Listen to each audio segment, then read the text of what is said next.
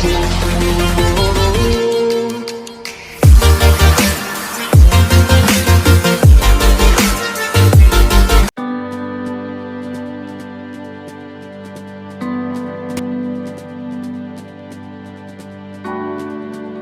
जी दोस्तों, तो आज जो मैं आप लोगों के सामने एक टॉपिक लेके आया हूँ वो बहुत ज़्यादा पॉपुलर है, सबको शायद पता होगा। लेकिन ये जनरली एक कोर्स है, ट्रेनिंग कोर्स है, लेकिन काफ़ी सारी चीज़ें हैं जो आप लोगों को शायद नहीं पता होगा। तो आज मैं वो सारी की सारी चीज़ें आप लोगों को बताऊंगा, ठीक है।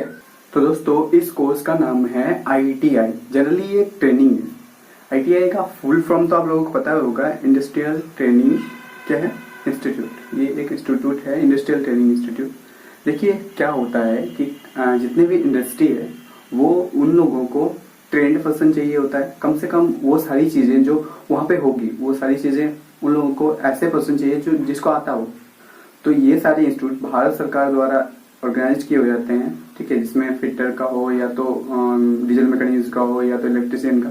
ऑलरेडी वहाँ पे उन लोगों को प्रैक्टिकल से रिलेटेड ही चीज़ें सिखाई जाती है, जिसमें उसको इंडस्ट्री में आके बेनिफिट्स हो। तो इसका स्कोप भी बहुत ज़्यादा है। तो आइए इसके बारे में और जानते हैं। तो दोस्तों, इसका फुल फॉर्म तो आप लोगों को पता ही है, इंडस्ट्रियल ट्रेनिंग इंस्टीट्यूट। हिंदी में इसको औद्योगिक प्रशिक्षण संस्थान बोलते हैं, ठीक है। तो सबसे पहले कि ये किसके अंतर्गत आता है। देखिए ये जनरली इंडियन कॉन्स्टिट्यूशन के अनुसार एक ये है, ठीक है। ट्रेनिंग DGT जिसको बोलते हैं, डायरेक्टर जनरल ऑफ ट्रेनिंग, प्रशिक्षण महानिदेशक के अनुसार ये बनाया गया है, ठीक है।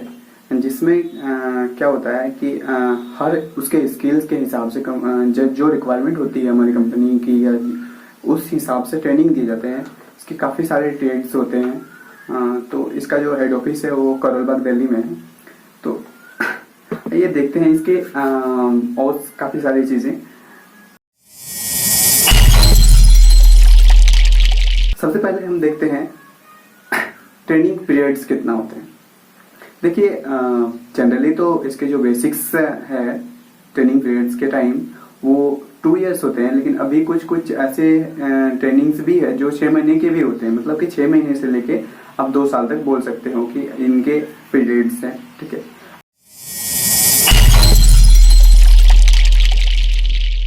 अब नेक्स्ट आते हैं हम कि क्वालिफिकेशन क्या चाहिए होती है इसके लिए। देखिए क्वालिफिकेशन की मिनिमम क्वालिफिकेशन की अगर बात करूं तो इसमें काफ़ी सारे ऐसे है, ठीक है, ट्रेड है जिसमें 8 पास की भी जरूरत पड़ती है, और काफ़ी सारे हैं जो 12 के लिए भी एलिजिबल होता है। लेकिन जनरली जो है आप 10th पास मान, ठीक है, 10th पास चाहिए होती है।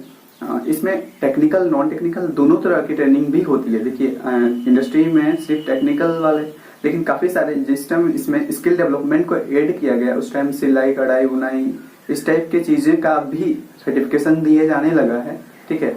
तो ये आपके नॉन टेक्निकल में भी आते हैं, जो कि जनरली 6 महीने या कम टाइम के जो है वही सब चीज़ों का होता है।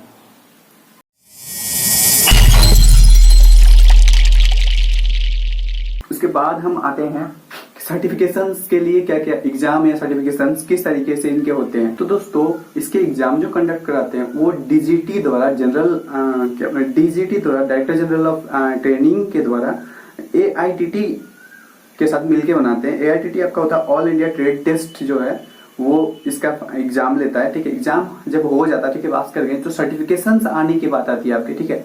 जो सर्टिफिकेट प्रोवाइड किए जाते हैं वो भी NTC के द्वारा वो सर्टिफिकेट दिया जाता है, जिसको बोलते हैं नेशनल ट्रेड सर्टिफिकेट, ठीक है। वो आपके जितने भी TS से रिलेटेड सर्टिफिकेट होती है वो नेशनल ट्रेड सर्टिफिकेट होती है।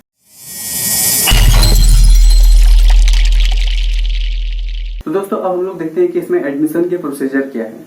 तो इसका एडमिशन जो है NCVT के अंतर्गत होता है, जो गवर्नमेंट में होता है, और गवर्नमेंट कॉलेज के लिए NCVT के अंतर्गत होता है। और इसमें NCVT जो एडमिशन प्रोसीजर है, इसमें मेरिट के बेस पे 10th पे आपका जो मेरिट है उसके बेस पे आपका एडमिशन होता है, या तो एंट्रेंस एग्जाम लिया जाता है जिसके अंतर्गत होता है। और उसकी फीस की बात करूँ तो गवर्नमेंट में ऑलमोस्ट 0 फीस होता है, और प्राइवेट के लिए आप डायरेक्ट एडमिशन हो सकता है, और उसकी फीस वो खुद ही उसके मैनेज के हिसाब से, मतलब क्या आपको फैसिलिटीज दे रहे हैं क्या दे रहे हैं, उसके हिसाब से आपका डिसाइड होता है फीस।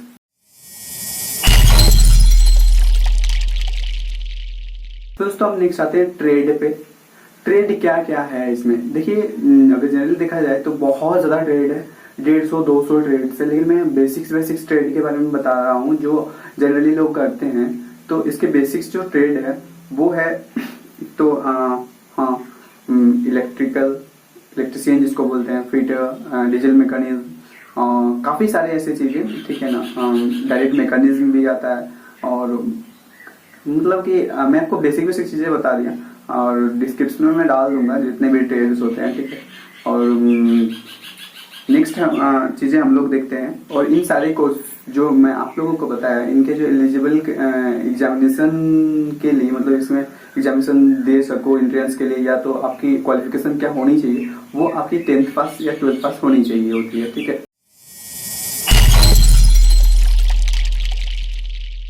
तो दोस्तों इसके बाद देखिए क्या क्या होता है, मतलब कि आप एडमिशन ले लिया, पास आउट भी हो गए, उसके बाद कुछ ट्रेनिंग पीरियड्स होती है, ठीक है ना। अप्रेंटिस होती है, ठीक है, अप्रेंटिस ट्रेनिंग होती है, जो कि खासकर देखिए आपको एक्सपीरियंस तो इंस्टीट्यूट का हो गया, ठीक है, काफी सारा आपने सीख लिया, लेकिन आपको वर्क प्लेस में भी एकदम जो काम करेंगे उसी से रिलेटेड आपको कुछ सीखना है। तो उसके लिए वर्क प्लेस एक्सपीरियंस के लिए अप्रेंटिस कंपनी खुद कराती है, जो इस कंपनी में मतलब कि कंपनी अपना अप्रेंटिस खुद ही करा लेती है।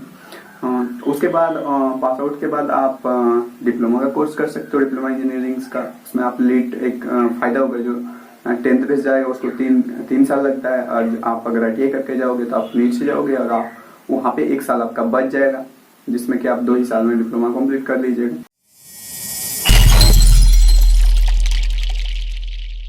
स्कोप की बात करूँ तो दोस्तों बहुत ज्यादा स्कोप है इसमें। अभी अगर कोई भी कंपनी कुछ भी निकल, अभी फॉर्म वगैरह किसी भी चीज का गवर्नमेंट का, या तो जो भी देखिएगा, ITI आपका मस्ट कर दिया है। और कंपटीशन भी यहाँ दूसरे कंपटीशन में कम है, जैसे कि आपका और फील्ड है। और इसके अगर आप स्कोप के बारे में और ज्यादा जानना चाहते हो तो मैंने पहले ही सबसे पहला वीडियो मेरा इसी पे था, तो वो वीडियो मैं डिस्क्रिप्शन में डाल दूंगा, जरूर देख लीजिएगा। तो धन्यवाद।